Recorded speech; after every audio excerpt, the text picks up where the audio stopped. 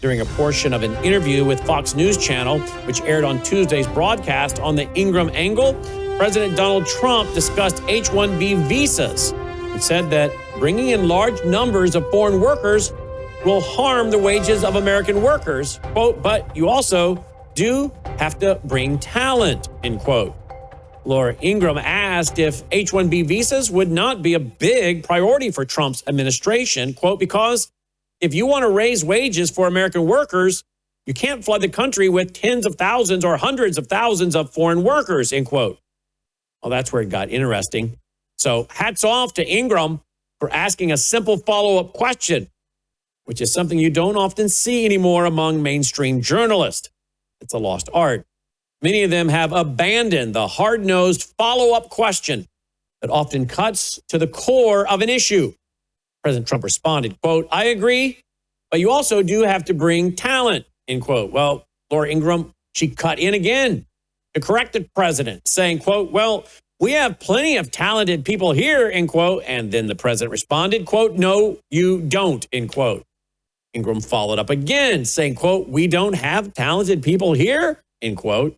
She was not letting him get away with it. It went viral the next day. And for many, it was the final straw.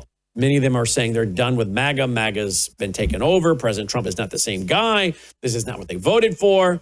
And many are praying he will get back on track and make America great again and keep America first and not bring in 600,000 Chinese communist students and a bunch of foreign workers.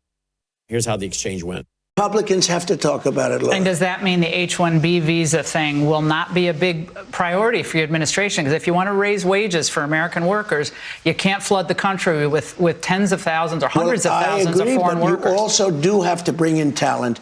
When we have plenty of talented people here. No, you don't. We don't have talented people here? No, you don't have certain talents, and people have to learn.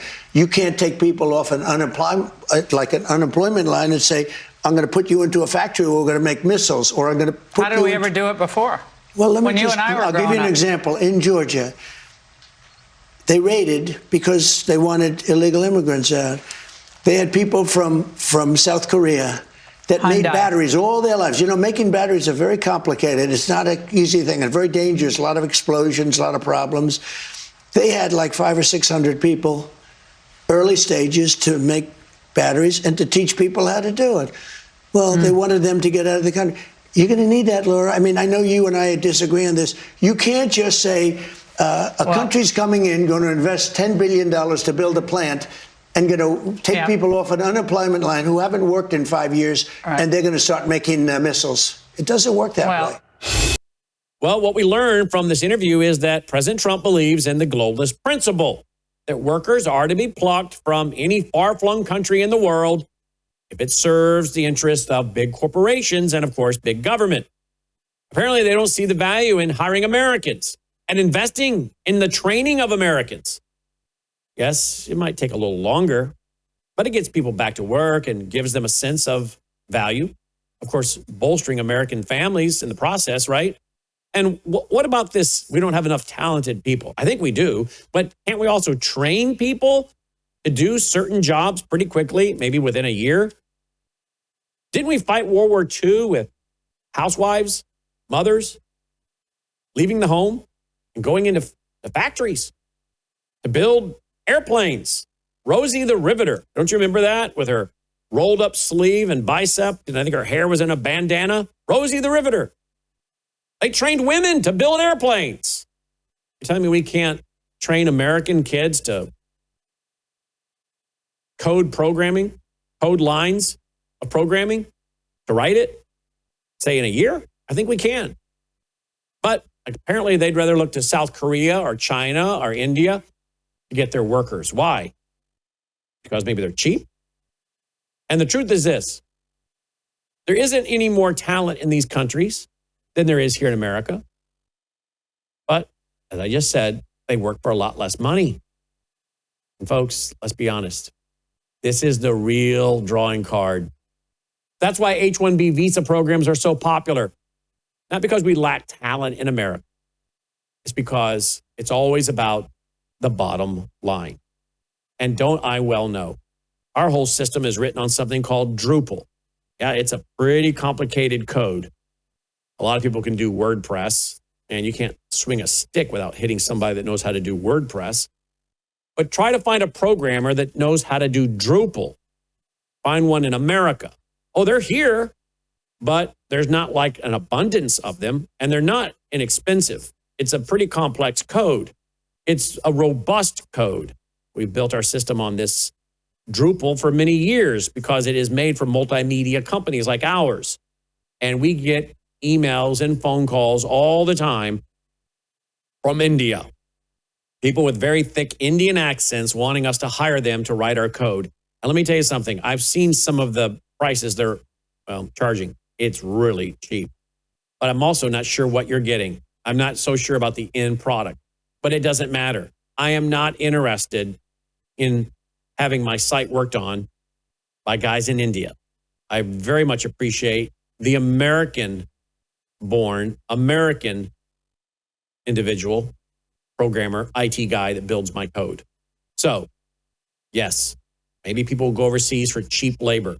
But you know the old saying, you get what you pay for. I can promise you, not only am I supporting an American by hiring an American, I'm getting a far better product than I would from somebody in India. So at least this CEO knows what he's talking about because I've been there on this one. And yeah, it's cheaper. But like I said, you get what you pay for. In addition, why would you not want to hire an American over someone in another country? I guess you would if you were America first. Daily Mail reports that the White House has revealed that Virginia Guthrie is the Jeffrey Epstein victim who allegedly spent hours with President Trump. That's according to a newly released email. The emails released by Democrats on the House Oversight Committee on Wednesday show that Epstein referred to Trump in correspondence with Ghislaine Maxwell and the author Michael Wolff over a period of at least 8 years.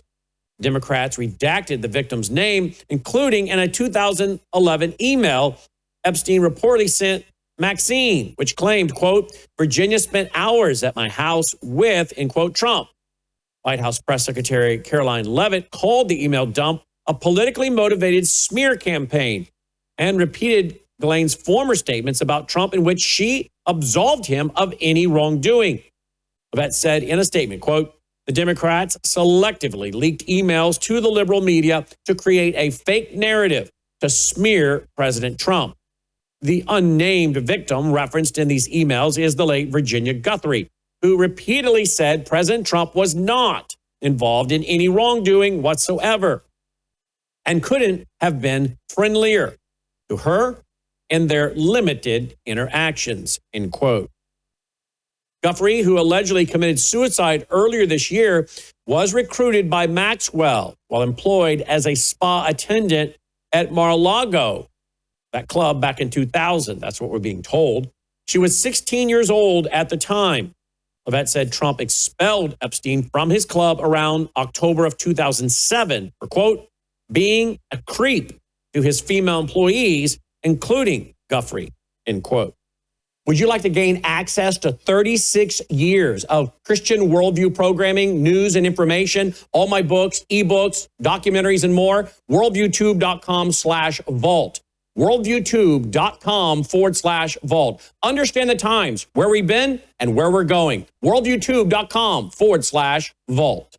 After a record 43 days and 14 failed votes, the Democrats finally folded their tent on Wednesday night and voted with Republicans to end the government shutdown. The 222 to 209 vote saw 6 Democrats vote to reopen the government and 2 Republicans vote against the measure. But this measure simply kicks the can down the road for a few more months, and we could then be right back in the same stalemate after the holidays. The plan, it combines a continuing resolution to keep the government funded through January 30th with a 3-bill so-called minibus package. The legislation will reinstate federal workers fired during the shutdown and guarantee back pay. It will also prevent further layoffs through the end of January. It also excludes an extension of advanced Obamacare premium tax credits, which Democrats caved on at the 11th hour.